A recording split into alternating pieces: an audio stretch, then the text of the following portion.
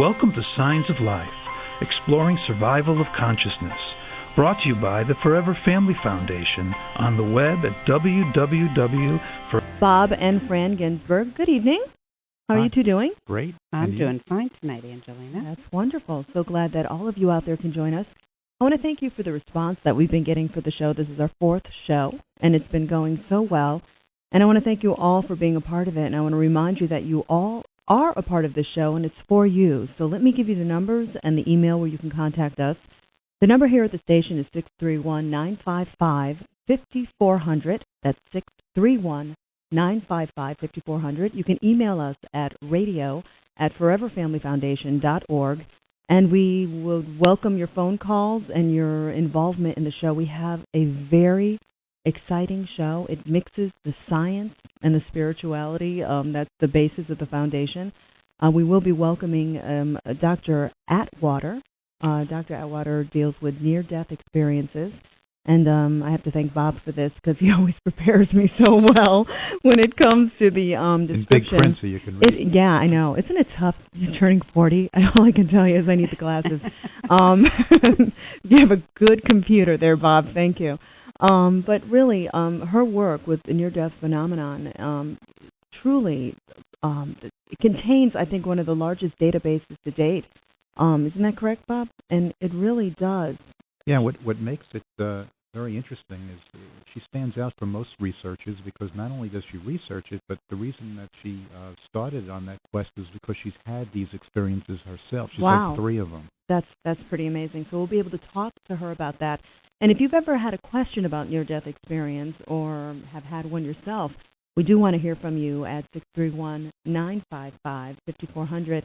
And later on in the program, we will be welcoming a lovely lady named Lillian Julian, who started an organization called COPE. And, I'd have to say that I know that the science is important with the foundation, but I think the heart of the foundation is the healing that the science brings. But all those that have crossed on the other side, what they bring to us and what they inspire us to do to help other people heal when they've lost someone. And I think Lillian Julian, I had an opportunity to speak to her before the show, and her story will inspire you, but her foundation, I think, really speaks to those, especially parents who have lost children. So we will speak to her later on. Right, and I do have to say she is a fabulous lady with a fabulous journey that has brought her to a fabulous place that just helps other people. Yeah, and I think that's what's really neat about the Forever Family Foundation, if I could just toot your horn, because here we are,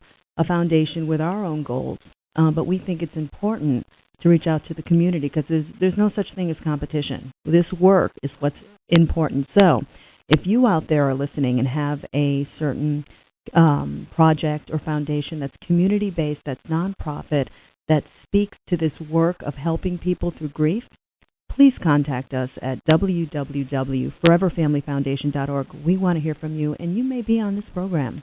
And speaking of being on this program, I have this interesting email I want to talk to you guys about. You know how people can email us at radio@foreverfamilyfoundation.org? Oh, yes. We get loads of emails. We do, and we finally decided to include them. With all the work of the foundation and everything, sometimes it's really hard to get these emails together, but we have this very interesting one, and it sparked an interesting conversation. This is from KC from Salt Lake City, Utah. So thank you for you Utah listeners. We're very proud that this radio program goes all over the internet, and we're able to reach people across the country. But here's her question. I was wondering how it's possible to know that someone actually exists beyond death, and that the medium, this is if someone's having a reading, is simply tapping into the universal knowledge of the psyche of the individual or the memory of the person receiving that reading. So if you think about it, I think this question raises an interesting point. And doesn't science look at kind of this ball of information that exists around us that they say that sometimes mediums can tap into, Bob? Yeah, well, the most common criticism of medium research is just that there is somehow this universal consciousness or these akashic records that people can tap into or that the medium is simply reading the mind of the sitter. But when you think about it, I mean, just think about that concept. I mean, that the medium is tapping into a universal consciousness. I mean, is that not an amazing phenomenon in itself? Yeah, or even not that I believe that a medium is doing that. Right, or even the concept that they're tapping into the sitter's thoughts. I mean, that's telepathy is a phenomenon in and of itself. And it's a vibration. And when you think of a vibration, you think of the other side. So there's an interesting argument there on a scientific basis of some scientists that may believe, well, you know, they're not reaching anybody dead or that's crossed over. It's just this big, what you call it, Akashic record of information. Yeah, so there's a big book up in another dimension that it contains, and then that raises another question: if there is this master book, does it have our past and our futures in it? You know, and I want to know who wrote it. And what about free will?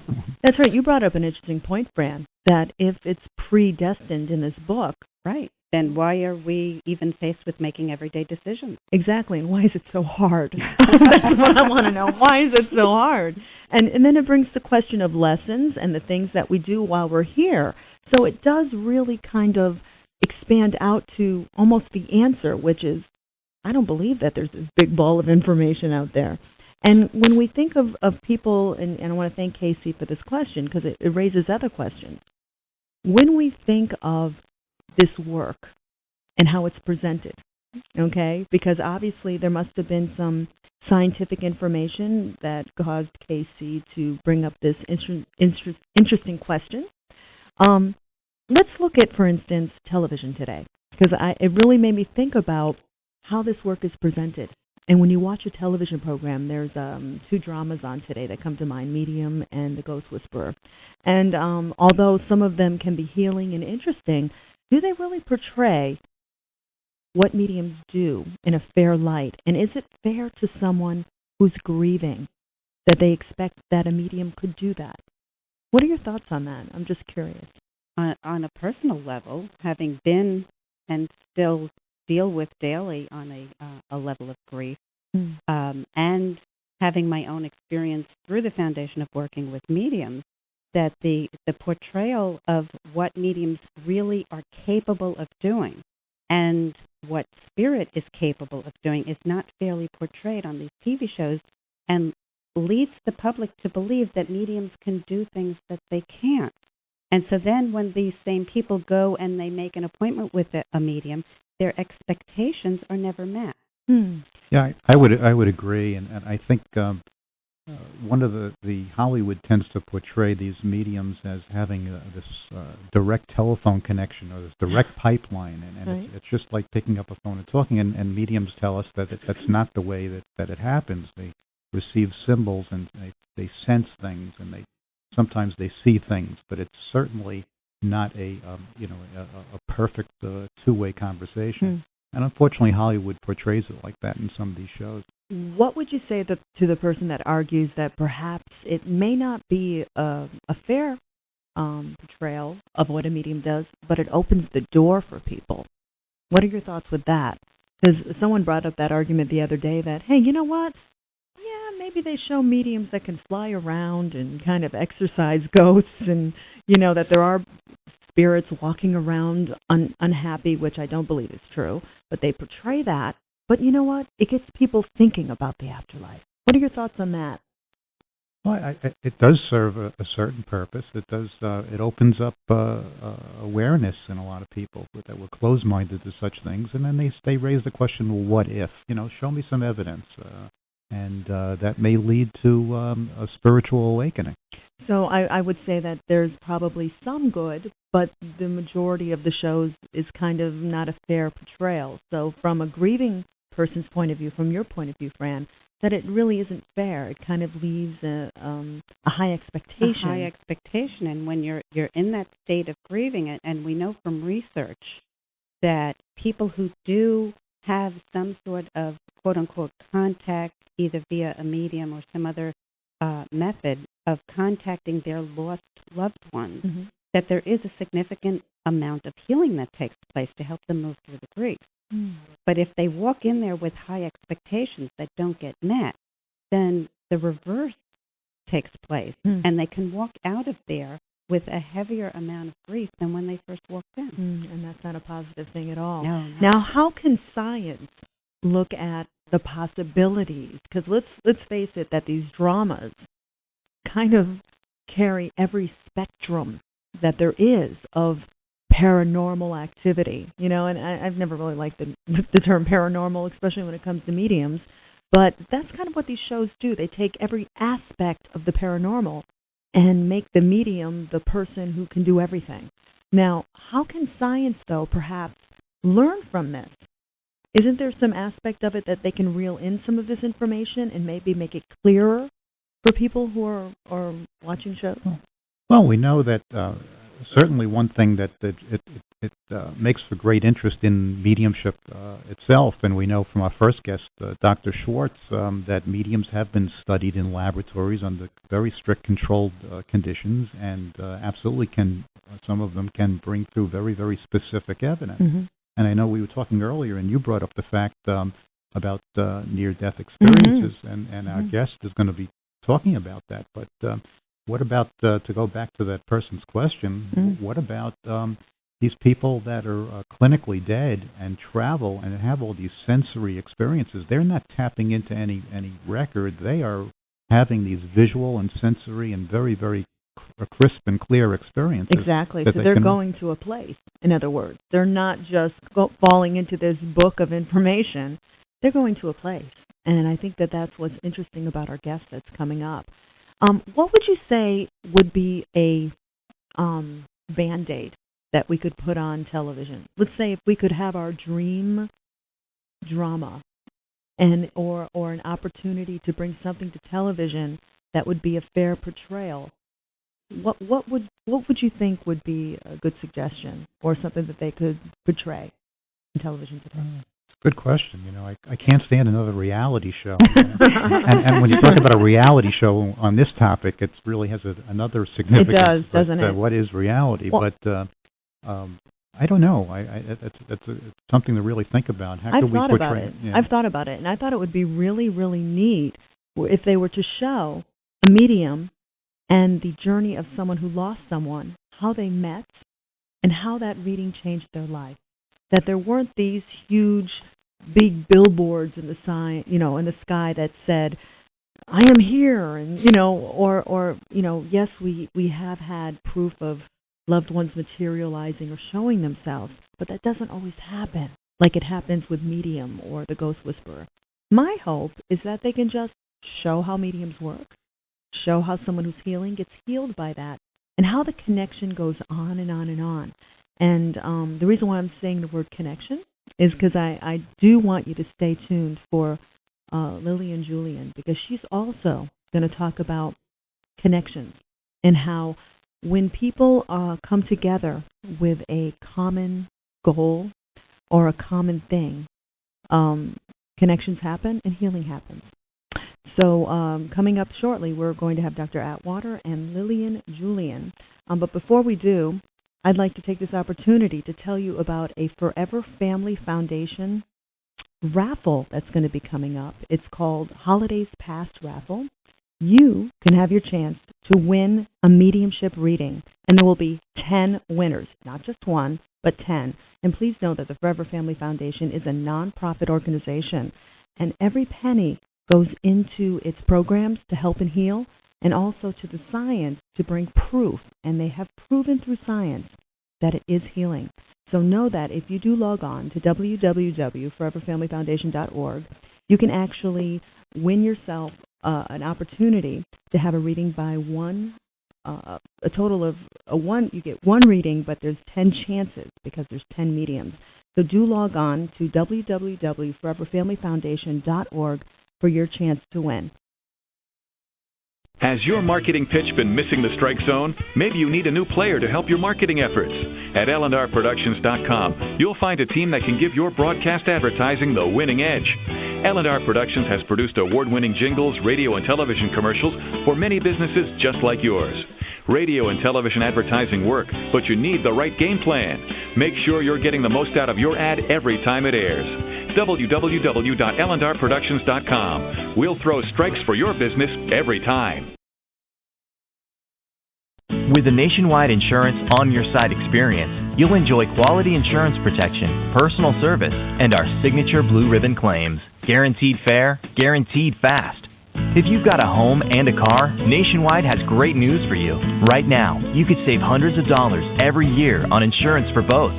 To find out if you qualify, contact your local Nationwide agent today. You deserve a faster, more convenient way to meet your insurance and financial needs.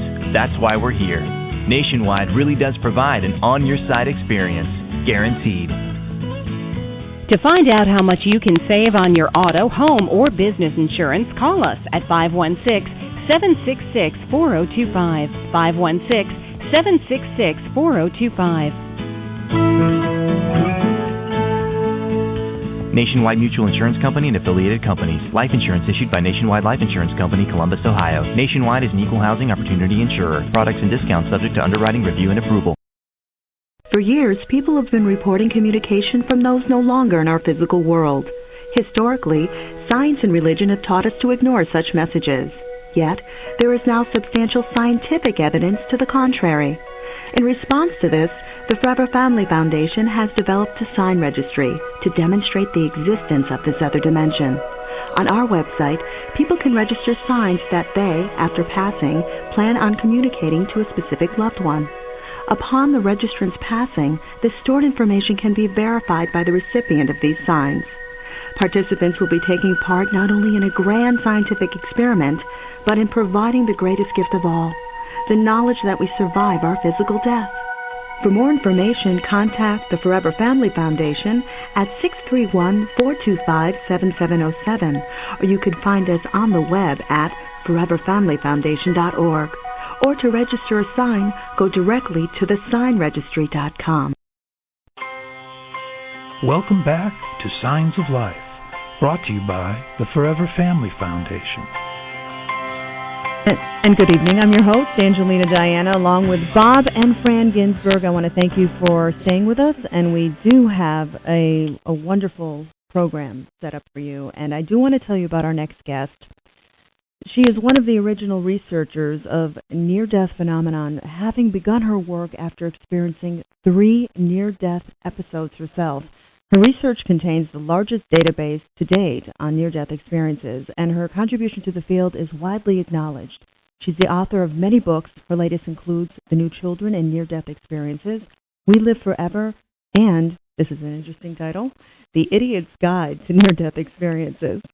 I'd like to welcome Dr. Atwater to Signs of Life. Good evening, Doctor. Hi there. Thank you so much for joining us at Signs of Life. Well, it's my pleasure to be here. How many are there? Are there 3 of you? I was just going to tell you must be psychic, because I was just going to you're reading my mind. Hi, Dr. Atwater. It's Bob Ginsberg. There's Bob. And I'm Angelina Diana, and Phran is here. Phran. Yes. Angelina and Phran. Yes. Well, how do you do? We are very, very good, because you're here. Well, good. Well, let's just jump right into this subject. This sounds really good, and I was hoping we could start by you really explaining to us really what classifies the term near-death experience. Well, there's several different definitions of that term now. Let me share with you the one from the International Association for Near-Death Studies. They claim, or their definition, the near-death experience is defined as a lucid experience associated with perceived consciousness apart from the body, occurring at the time of actual or threatened imminent death. Interesting. So now, that's the official. That's the official. Now, have you been finding with your studies a certain person has a near-death experience? Is there a certain type of example of a person that has that type of an experience? No, you can't relate it to the kinds of things we would normally like to relate it to. Mm-hmm. In other words, you might say, well, someone from the mafia is going to have a hellish experience. No, in fact, your criminals and murderers and those kind of folk usually have a more positive or a more uplifting experience. Interesting. Most of the hellish or frightening or uncomfortable experiences often come from run-of-the-mill people, normal type of people, especially city fathers or people who are more active in their community. We often find them from them. So it kind of switches around who you think might have what. And that's very interesting. I do want to remind our listening audience that you can ask Dr. Atwater a question as well by dialing 631-955-5400. So I just want to keep that number out there on the airwaves so you can call in. Now, you brought up an interesting point that there are a variety of visual things that happen when someone experiences an NDE. Can you give me an example of different things? Because I always think of the tunnel. You hear about the tunnel. Yeah, everybody thinks of the tunnel, and not that many people experience a tunnel. Interesting. In fact, in 1982, the very first poll ever taken by Gallup, only 9% of the people claimed to have experienced or passed through a tunnel. We didn't get a lot of people talking about tunnels until after Raymond Moody's first book, Life After Life, became very popular, and the media sensationalized the book. Then you started hearing about people who had tunnels. And I really think it's because they had a word. They didn't know how to describe it before, or they didn't even know what it was, or maybe they didn't really even experience that, but they experienced something else. And now they had a word that the public accepted, or at least seemed somehow legitimate, and so now they could use this word. So I no longer consider, in fact, long ago, tossed aside the tunnel as not a signature feature of a near-death experience. The most common element that most people report is this incredible light. And that light can be either bright or it can be dark. It can either be kind of bright white or it can be dark purple black. But either way, there's something very special about a warm and inviting light, even the black or dark light. And that has nothing to do with hell or negative experiences, not at all. In fact, children often report that kind of light rather than the bright light. So the idea of a light, of a very special, warm, loving, intelligent, forgiving light is number one. Number two would be the out-of-body experience. Many, many people do have that, where they leave their body. Sometimes they travel on the roof of the ambulance as it rushes to the hospital. Sometimes they leave the area. They go different places. In my research, I've encountered a number of people who were pronounced dead in the hospital, and the sheet pulled over them, and then the hospital staff called the family to report that the loved one had died, and the loved one was in the home when the call came through. Wow. And they were there to see who answered the phone, what they said, what they were wearing. After they put the phone down, what they said to anybody else who might be there, sometimes even what they were thinking before they went back to the hospital and were then revived or resuscitated. So there can be all kinds of different stories about where people go. But you just actually confirmed quite a few things that mediums talk about the other side when you say what they're thinking. Because there are a lot of mediums out there that feel when they do a session that their loved ones on the other side connect with the thoughts of the living here. Well, I can't speak for mediums here, but I can speak for near-death experiencers, and they often see thoughts, hear thoughts, feel thoughts. That's very common. There's nothing abnormal or hyper or para or unusual about being able to see or hear or feel thoughts. In fact, I just love working with children, child experiences. By the way, a child can be, we can be any age when we have a near-death experience. That includes birth. That includes infants and toddlers, any age. And one of the things I like so much in working with children, I was working with this example, this little 4-year-old boy, and many of the child experiencers talk about prayer. They can see prayer.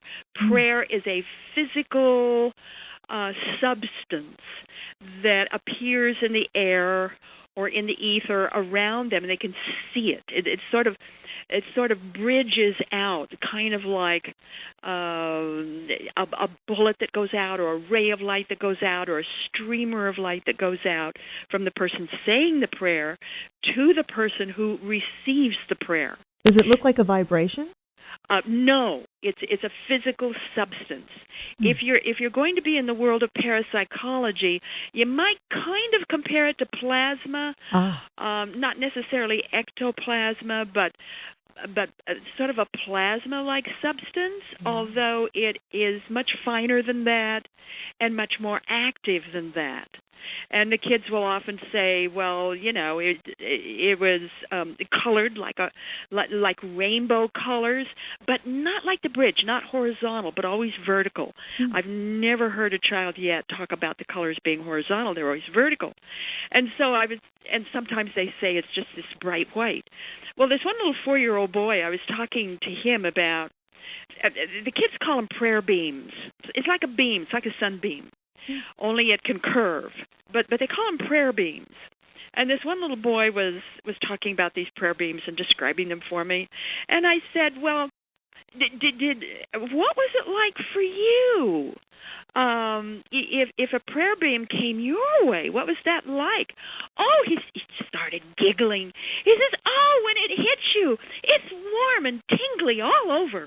And I just thought, that's so vivid that children describe these prayer beams. So, we can have scenarios on the other side. There can be other elements involved. But those are the main ones. And, of course, a visitor of some kind. Often there is a visitor or a greeter. We usually call them greeters. They'll be different for different people. Often animals.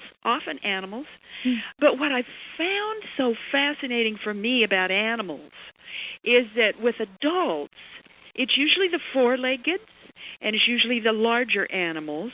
With children, it's almost always the small animals. Very seldom are they met by a large animal. When I say small, I'll say that the three most common are turtles and bunnies and birds. And of those, the most common is birds. Many, many children are greeted by birds. You bring up an interesting concept. Like, for instance, when you brought up the fact that when Raymond Moody's book came out, he spoke about tunnels, everyone started to see tunnels. Yeah. And when you talk about when an adult thinks of an animal, we think of full-grown animals, but when you think of a child, they usually have smaller animals. Yeah. So could it be proven in your data that somehow our perception of what we experience here is somehow carried over to the other side to help us on our journey? Well, kind of, sort of. Okay. I'm going to have to say yes and no on that. Okay. And stick with a little kind of, sort of. You are a scientist. You are a scientist. Well, I'm working on my theoretical model now, and yes, our perceptions do tend to color how we describe what we saw, the languaging we use, and how we choose to perceive of that after it's over. But the experience itself stays true to that particular patterning or that particular type of experience. In other words, let me give you an example. A good friend of mine, Todd Murphy, a Buddhist who's done a lot of work with child near-death experiencers in Thailand, especially the Buddhists. And often, almost always over there, if a child dies, often when an adult dies too, they're met by Yamatut. And Yamatuts are servants of the Lord Yama, Lord of the underworld. And so they're met by Yamatuts. And let's say a kid in Wyoming is met by their grandfather, and maybe a kid in Israel is met by Father Abraham. So I have these one of the first things I do with children is I say, draw me a picture. Draw me what it looked like, what you saw, what that being was like.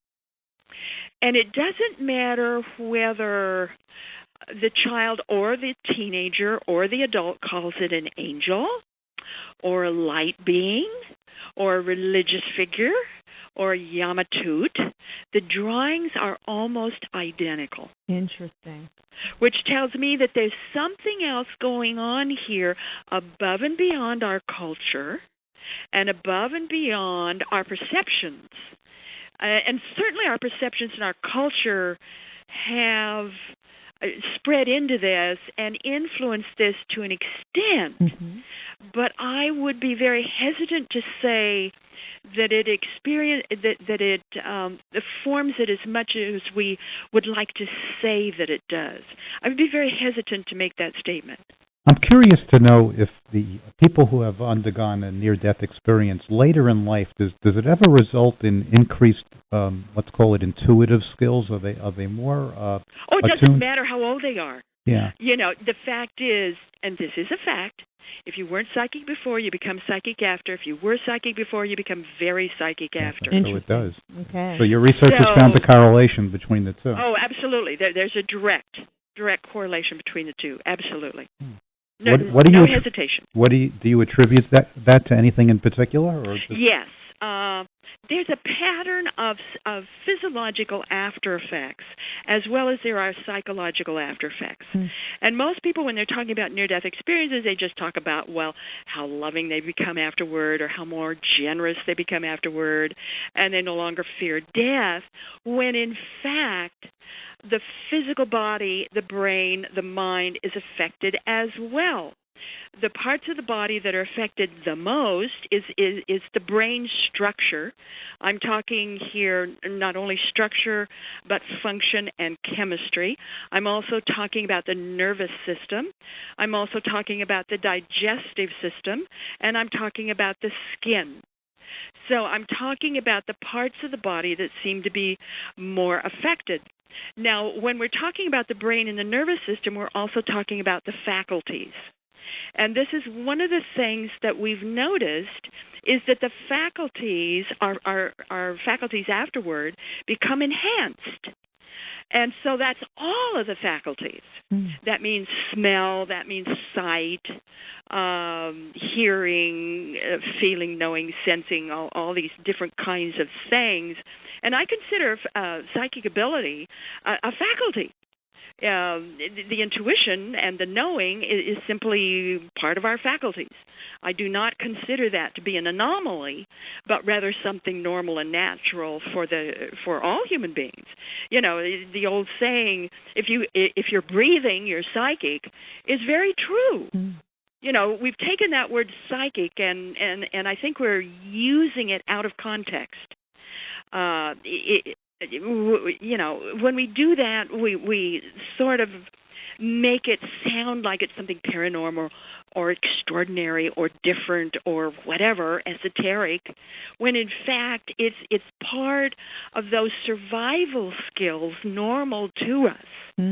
And, of course, there was a time with our forebears when they were far more intuitive, or at least more conscious of being intuitive than we are now. Well, they had to be in order to survive. Now, you know, we have computers, we have cars, we have all this stuff that tend to pull us away from developing or refining what is normal and natural to us. I wonder if you could clear something up for us. I know that whenever we talk about NDEs or we write an article in the newsletter or something on the website, we inevitably get calls from people who have had these experiences. Well, they haven't had the experience. They've been clinically dead because of an illness or an accident, and they tell us, well, I didn't have any experience. I didn't see a tunnel. I didn't see the light, and therefore I'm proof that it doesn't exist. And I think I think the media has portrayed everybody that goes through that, you know, and what percentage is it of people? Let me give that for you, because it was just changed this year. We have downscaled the percentage. because of all of the clinical prospective studies now being done in Europe, in England, and the United States, but especially in Europe and England, we now have a better sense of what those percentages are. So for those people at the edge of death who have nearly died, who have brushed death, or who did die and were later revived or resuscitated, for that genre, it's 15 to 20%. And it doesn't seem to matter what country that percentage holds. Now, if you're looking at the population, if you're just going to go according to the general population, then in the United States, England, and Europe, it's between 4 to 5% of the general population. Australia is the only country I know of that differs, and in Australia, it's 8%. So why they're different, I don't know. We could say, well, they're down under, they're, an isolated continent, maybe things are different there. I mean, I don't know. But that's why it is with across the board for those reporting in who can back it up with good, solid research. Dr. Atwater. Yeah. This is Phran again. Hi, Phran again. Hello. I just thought that since we're asking for people who have had near-death experiences to call in, it might be of interest to you that we have somebody right here in the studio who has actually experienced one herself, which happens to be our host, Angelina. Okay, Angelina. Yeah. Yeah, and what I find interesting is the statistic about how your psychic senses are heightened. I thought I was going crazy. I'll tell you the truth. It was really quite a... And when you spoke about it being like the nervous system and the digestive system, everything was much more palatable. And I'm curious if you found that, because you've had 3, and I'm curious if you've found that for yourself. Being a scientist and a researcher, you've experienced this. So what have you experienced going through this? Oh, well, let me do a quick little dogleg here and say that just because you become more psychic does not mean you can handle it better. Mm-hmm. So, yes, many of them think they're going crazy. For myself, I'm a little different than some in that I got involved in metaphysics and the mystical and altered states of consciousness back in the middle 60s. Okay. And I was very heavily involved. When I plunged in all the way. Wow. And I got involved with an advocacy group, and then I got involved with different experiments and research and different groups, and really went all the way. Even did ghost dehauntings, dehaunted houses, and there wasn't anything I didn't do. And I was involved also as a teacher. I was teaching people. In those days, we called it astral traveling. Mm-hmm. We did not call it out-of-body experiences. Right. I was teaching people how to do that. I was doing it myself as an adjunct to my work because it made my work easier. But, I'm always that practical type. But I was involved in this to the point that I started up Idaho's first nonprofit metaphysical corporation called Inner Forum. And I started the Northwest First Metaphysical Speakers Bureau, and I was working with people by the thousands, not hundreds, by the thousands. So and I'd been teaching meditation for about a decade. So I was very heavily involved in this. Mm-hmm. Okay, so with that background, after my 3 near-death experiences were over, and they all occurred within a 3-month span, so I had 3 in 3 months. When they were over, I can say to you that all of that background that I had only made 2 differences. It enabled me to exist in unusual or different or unique environments without fear. And it enabled me to exist without an ego, and that was fine. Wow. Didn't need an ego. Wow.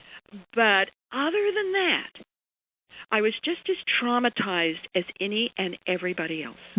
Because the near-death experience was so intense and so ultra-real And so totally, completely involved, that it was more complicated, more active, more accelerated, more intense than life itself. Wow. And because of the environments that I was in and the kinds of things I experienced, it was trauma on top of trauma on top of trauma. And after my third near-death experience, I literally became lost between worlds. And it took quite a while before I could really, quote-unquote, land in this one. It must have also helped you with your research, though. I mean, coming from that perspective of experience. Later on, once I got into research, yes, it gave me a point of comparison that no other researcher had. Wow. That is to say, not only as a researcher, but also as an experiencer. So it gave me a way to compare peak experiences, transformations of consciousness, mystical experiences, all of these kinds of things with near-death experiences to see where they matched, where they didn't match, what held true, what did not hold true. And that was very, very advantageous. And in fact, once I get my theoretical model done, it's going to be extremely advantageous. That's really wonderful. I want to remind our listening audience that they can call us at 631-955-5400. We do have a caller on the line right now. Dr. Atwater, would you like to take a question? I'd like to welcome Nancy from Green Lawn to Signs of Life. Nancy, I'd like to introduce you to Dr. Atwater. You have a question. Yes. Hello, Dr. Atwater. Hi, Nancy. Hi. I have a question, maybe almost a two-part question. I do believe in near-death experiences. I've always believed in all of this. And about 21 years ago, when I was giving birth to my son, there were serious complications, and I had to undergo an emergency cesarean, but I was told afterwards from the nurses and the staff that they really thought they were going to lose me. I had no blood pressure. I'd lost a lot of blood. But I was kind of disappointed that I didn't have a near-death experience. And I wondered if possibly the anesthesia or whatever they had to give me to do the cesarean may have obliterated any of this. But the second part, and I'll let you respond to that or give me your thoughts. Yeah, let me respond to that, and then we'll get to the second part. Okay. There are drugs now that do obliterate any type of experience. Mm-hmm. So those drugs are now on the market. We know from research that if you have no drugs in your system at all, you're more apt to have a near-death experience. So drugs actually impede the experience. Mm-hmm. Mm-hmm. Well, the second part, and this just was, I was sharing that whole story with somebody else, and I went on to say that once when I was, years later, when I was in perfectly good health, no issues, I had a very, very vivid dream where I was seemingly going into the light. I was pushing through these doors. I recall preparing to die. I remember everything was in order in my life so that it was okay if I was going. Everything was fine. But then I woke up, and I remember being almost disappointed. It was like I was ready. I was so ready. But here I am. Now, I had not been ill, but when I told this story to somebody recently, they said, well, maybe that dream is actually a memory of the near-death experience I may have had that was obliterated. But I don't know if that's pretty far-fetched. No, it's not far-fetched, and let me speak to that. There is another classification in near-death studies, and that classification is near-death-like experiences. Near-death-like experiences can occur just anywhere, anytime, to anybody, even if you're not threatened with physical death. And these are actually more common than people think. You can actually walk into them. And I have a chapter on near-death-like experiences in all of my books. So you can certainly read that and read it certainly with a sense of what happened to you.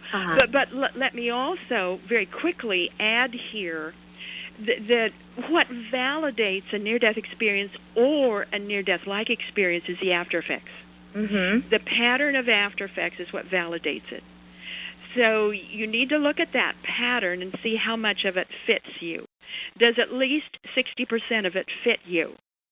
And one of the places, even though you didn't have the experience as a child, one of the places to go to really get a good encapsulated list of what to look for with those people who cannot remember the experience but are exhibiting the after effects is my book on children called The New Children and Near-Death Experiences. And I would really recommend that book to anybody who is interested in near-death experiences at all, because the near-death experiences of children really grab you. And I say they really grab you because they're so startling. And I make that statement because most researchers, in fact, all of the research done on children before I came along, were done by adults looking at the child as an adult and comparing these children to adult models. So you've got all of this adult kind of thing, and nobody really got into the kid's mind and really looked at the experience through the child's eyes, seeing it as a child sees it, and comparing child to child rather than the child to the adult. And that's what I did with the New Children and Near-Death Experiences, 277 in my case study. And that really, as far as I'm concerned, it really challenges a lot of what we take for granted in near-death studies and opens up new doors and new thought in that regard. But I do recommend that even for you, because there's a chapter in there, of course, on the near-death-like experience, and see how much of that fits you. Well, thank you. I want to thank Nancy for that call from Greenlawn. And Dr. Atwater, I cannot believe it, but our time is up. Can you believe it? We'll have to have you back on. It's so fascinating, the research that you did. And I want to remind our audience of your books. The book that you just spoke about, The New Children and Near-Death Experiences, which has that. And by the way, I get on my website. It's just my name.com. So it's www.PMHAtwater.com. Thank you. I was going to ask you for that because I think it's important that if you've had an experience or if you're curious about this topic, it really does sound to me, Dr. Atwater, you do have all the information, and I want to thank you so much for joining us on Signs of Life. Thank you. Thank you. And we hope to have you on again. Okay, and again, if you do have some further questions about near-death experiences, you can actually log on to the website at www.foreverfamilyfoundation.org to find out all the information that science has to offer, including Dr. Atwater's information on her books and the things that she has to offer. We're going to switch gears right now, and I have to tell you that the years that I've had the opportunity to interview people, be around people, when someone walks in a room and you kind of get the sense of their mission or the things that they want to do, you know, when people have big missions in life, you expect people to walk in and overtake a room, you know. But I have to tell you, my experience of just a little less than an hour ago of meeting Lily and Julian, when she walked in the room, there was this subtle relaxation, slight nervousness, but really someone who you know that has been touched by grief but had a dream to help people through that grief. And I'd like to take this opportunity right now to welcome Lily and Julian to the Signs of Life. Lillian, welcome to the program. Thank you. I'm really glad that you're here. And, of course, Bob and Phran are here as well. And I know that they are very familiar with your organization. And your organization is called COPE, correct? Yes. And we've welcomed you to this program because we'd like to highlight certain nonprofit organizations that help the community, that help people.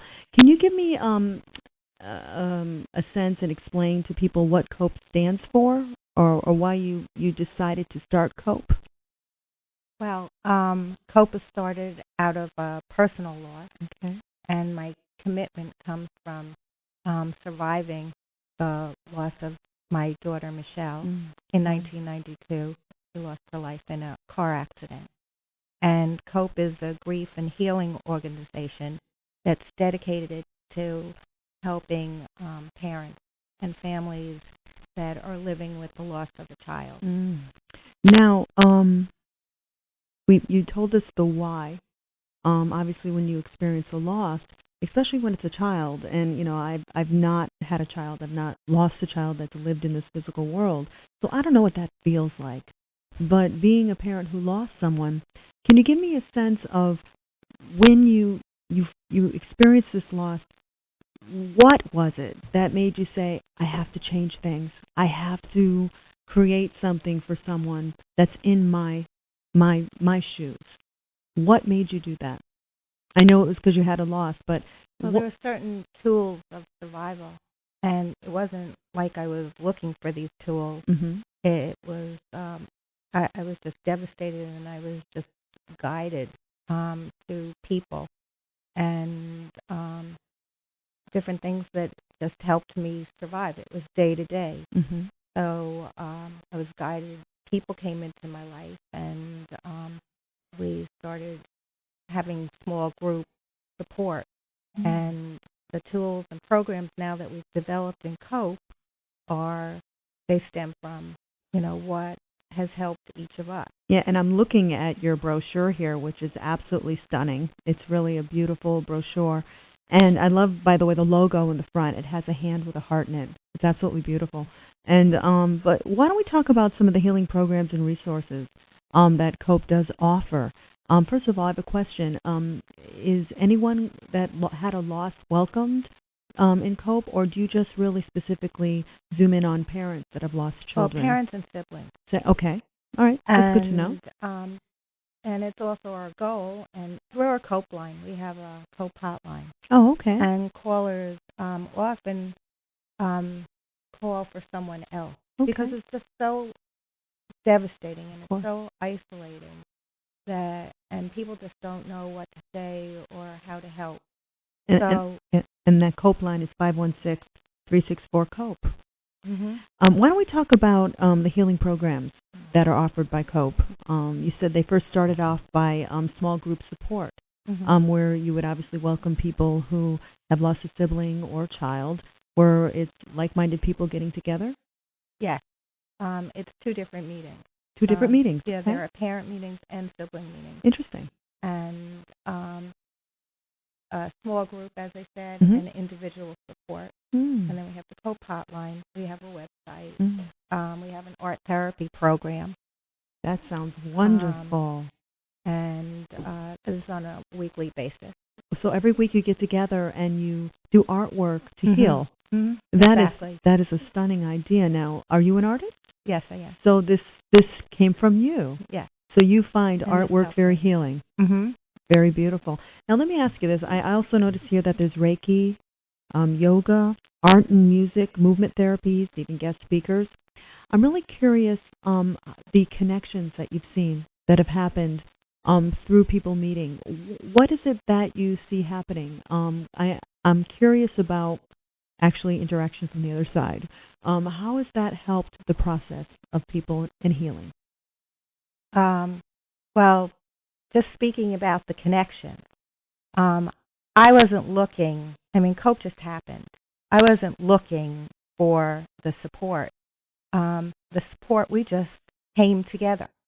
And I always tell everyone that I believe that we're coming together because our children are together on the other side.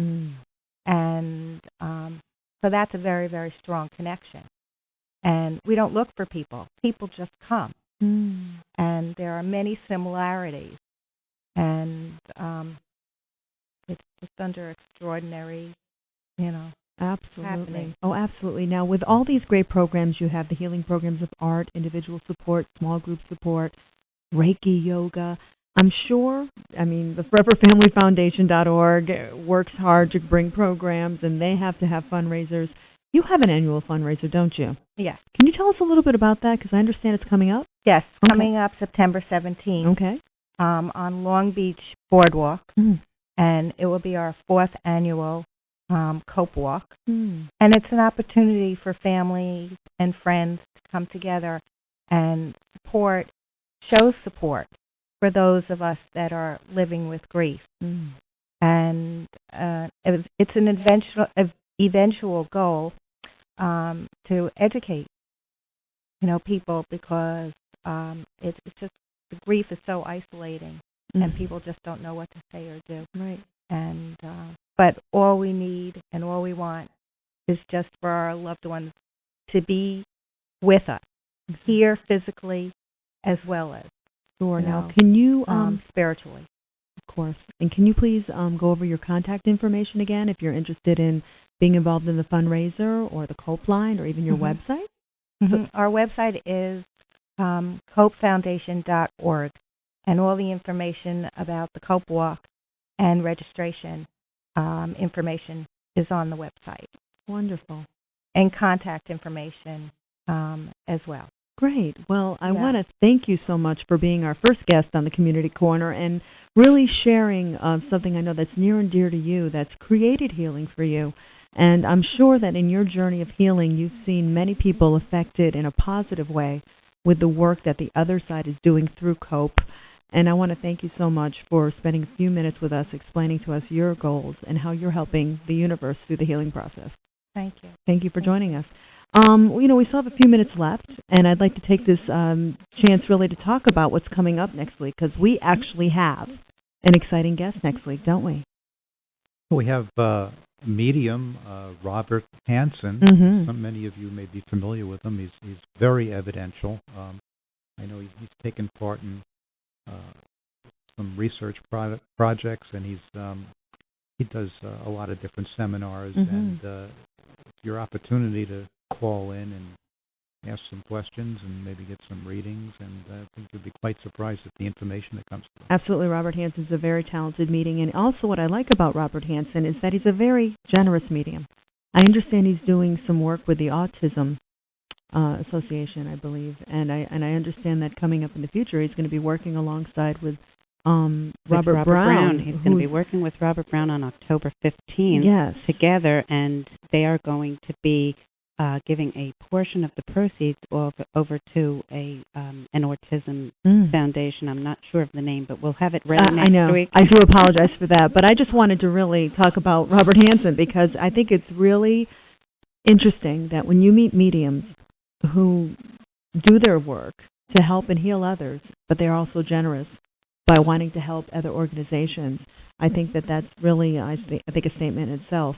So I want you all to consider writing down these numbers and getting them ready for next week, because the phones are going to light up like crazy next Thursday at 9 o'clock on Signs of Life. The number again, 631-955-6400.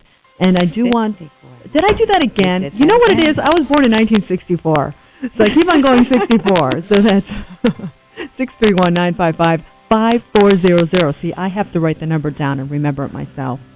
So I'd like to thank you all for joining us. Thank you for our guest, Dr. Atwater, and also Lily and Julian from COPE.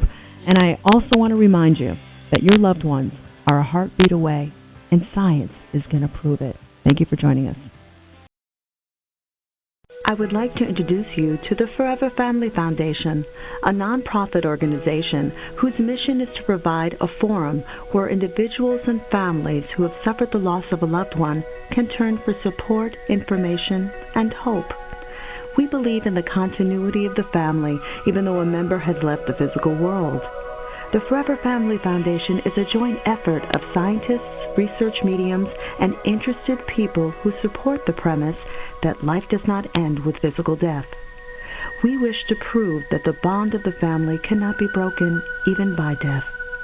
We invite anyone who's trying to cope with the loss of a loved one to contact the Forever Family Foundation at 631-425-7707. That's 631-425-7707.